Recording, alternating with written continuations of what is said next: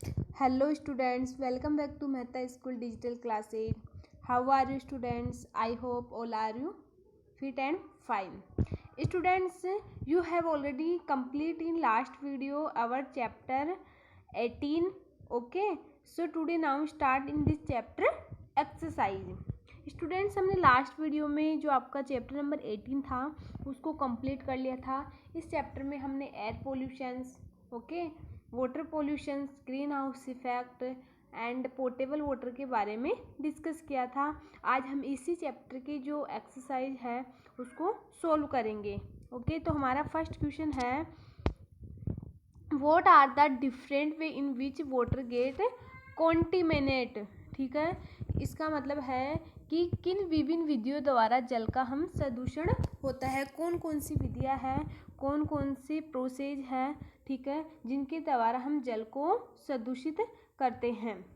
Okay, तो देखो, the different way in which are water get contaminate are 3 ways हैं।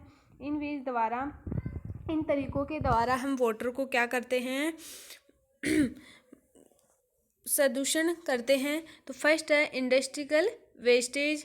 जो इंडस्ट्रियल वेस्टेज होता है, तो the harmful chemical waste get release by the industries into the water sources. Second है sewage water wastage, kitchen and toilets release the waste material in this polluted water. और third है हमारा agriculture chemicals. जो हमारा agriculture में जो हम chemicals लेते हैं, ठीक है, जैसे excessive amount of pesticides and fertilisers are used by the farmer and enhancing crop productions. Rain and fruits carry these harmful chemical to water bodies which result in the pollute water and pollutions. Students, हमारा second question है, at an individual level how can you help reduce air pollutions. देखो, second question का means है, व्यक्तिगत स्तर पर आप वायु प्रदूषण को कम करने के लिए कैसे सहायता कर सकते हैं, कैसे हेल्प कर सकते हैं। तो देखो, the following are the step can be take for the reduction of air pollution. कुछ स्टेप है, इन स्टेप के द्वारा हम क्या कर सकते हैं, एयर पोल्यूशन को रोक सकते हैं, ठीक है, उसको कम कर सकते हैं। फर्स्ट है, we should avoid the use personal cars and afford public transport and म्यूजे पॉसिबल्स। देखो स्टूडेंट्स, हमने कम से कम जो ये कार्स वगैरह होती है, जो व्हीकल्स होते हैं, उनका कम से कम उपयोग करना चाहिए। We should properly dispose of the garbage not one it. जो भी हमारे पास डिस्पोज होते हैं, ठीक है, उनको गार्बेज, ठीक है, उस कचरे को मतलब प्रॉपरली क्या करते रहना चाहिए, जलाते रहना चाहिए। For shorter distance avoid vehicles. इसके बाद फोर पॉइंट है, we should control the number of emissions for household, ठीक है, chimney and vehicles. And fifth point है, we should replace your vehicles fuel diesels and petrol by the LPG and CNG. तो इन तरीकों को अपनाकर हम क्या कर सकते हैं, वायु प्रदूषण को कम कर सकते हैं।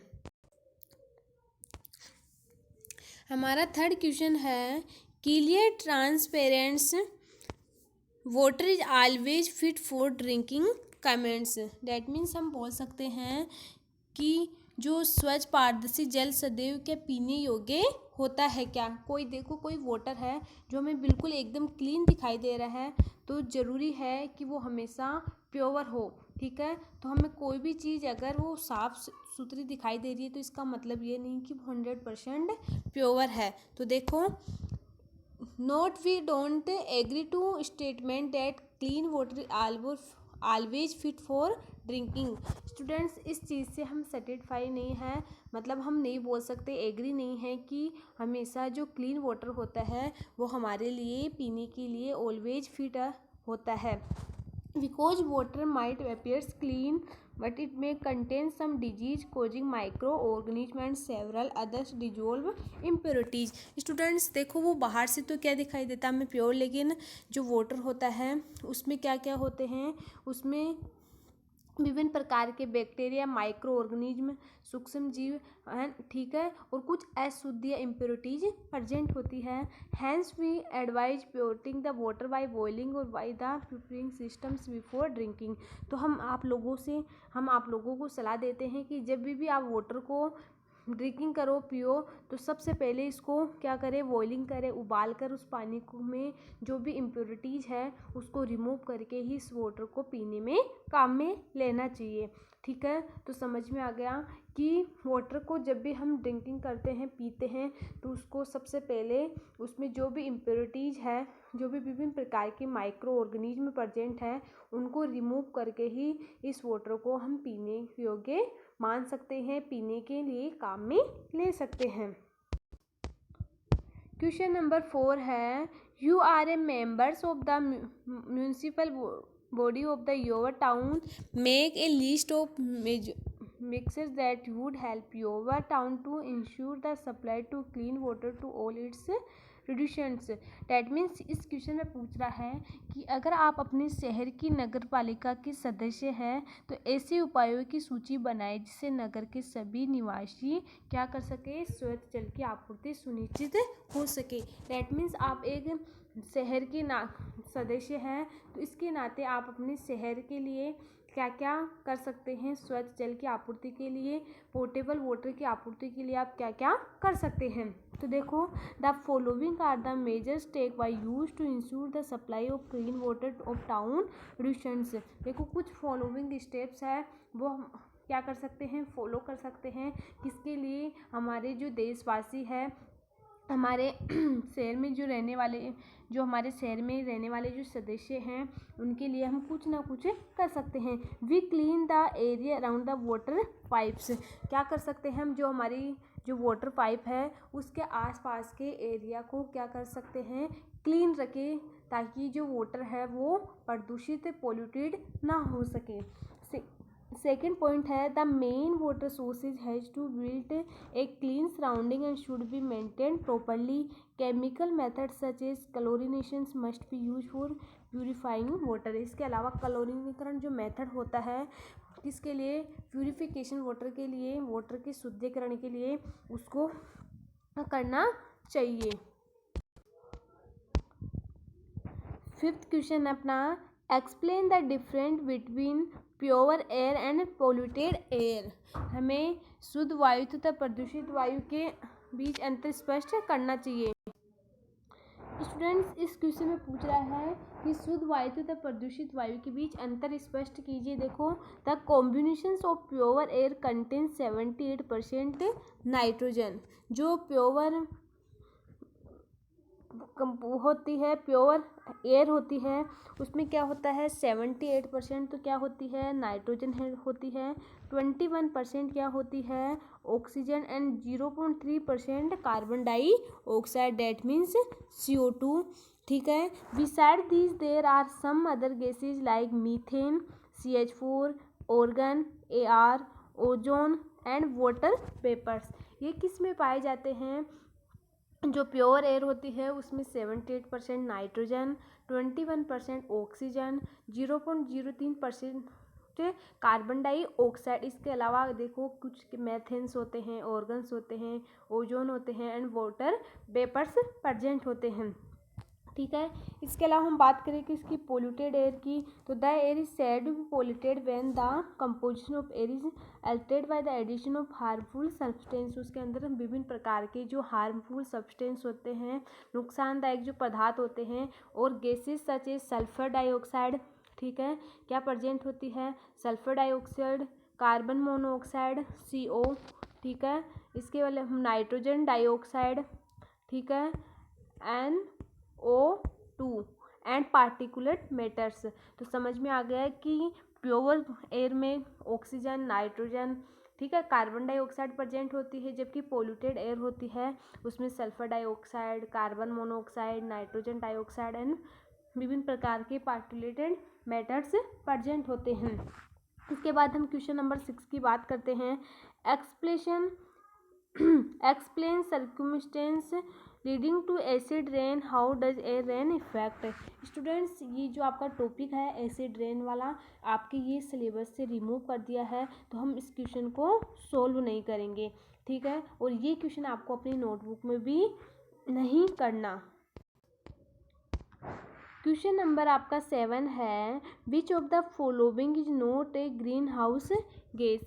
डैट मीन्स जो ये 4 ऑप्शन दे रखे हैं उनमें से कौन सी ग्रीन हाउस गैस नहीं है, ठीक है। तो फर्स्ट है कार्बन डाइऑक्साइड, ठीक है, जिसका फॉर्मूला होता है CO2। इसके बाद है sulphur dioxide, sulphur SO2, methane CH4। इसके बाद है नाइट्रोजन। तो इसमें पूछ रहा है कि निम्नलिखित में से कौन सी ग्रीन हाउस गैस नहीं है। तो जब तक हमें पता है CO2 प्रेजेंट होती है, सल्फर डाइऑक्साइड भी होती है, मीथेन भी होती है, that means nitrogen green house gas नहीं है। तो फोर्थ वाला ऑप्शन इसमें राइट है। समझ में आ गया।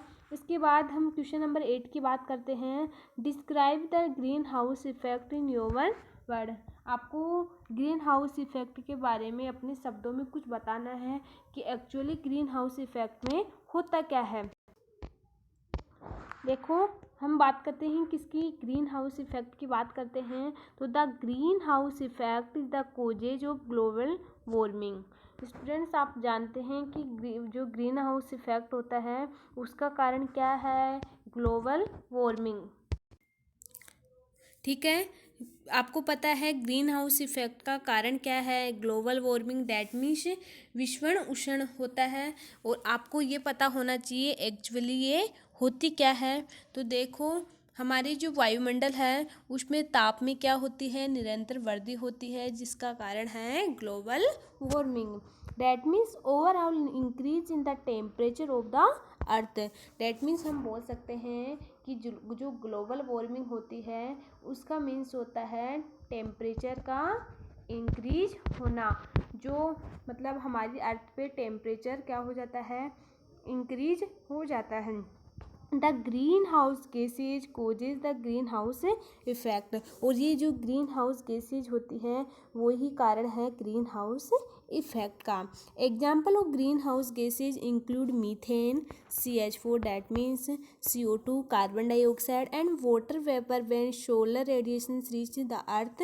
सम radiations are absorb by the earth and the release back of the atmosphere. देखो कुछ रेडिएशंस होती है, कुछ किरणें होती है, वो तो अर्थ पे क्या कर ली जाती है, एब्जॉर्ब कर ली जाती है, अवशोषित कर ली जाती है, and then release back of the atmosphere. कुछ वायुमंडल में वापस से अवशोषित हो जाती है। Greenhouse gases present into the atmosphere trap these radiation and do not allow to here live.